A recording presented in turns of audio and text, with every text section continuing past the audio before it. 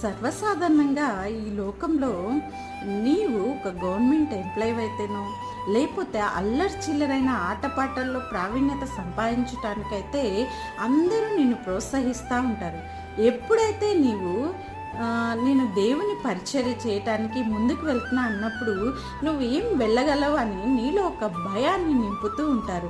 ఇది శాశ్వతమైనది కాదు అని చెప్తూ ఉంటారు కొంతమంది. అయితే మత్తయి సువార్త 14వ అధ్యాయం 28వ వచనంలో పేతురు ప్రభువుని అడిగినప్పుడు, ప్రభువా నీళ్ళ మీద నడిచి నీ యొద్దకు వచ్చుటకు నాకు సెలవిమ్ము అని అడిగినప్పుడు యేసయ్య పేతురికి తనలో ఉన్న అనర్హతలను గురించి మాట్లాడలేదు, కానీ తనని ప్రోత్సహిస్తూ నువ్వు రా అనే మాటని మనం చదివి ఉన్నాము.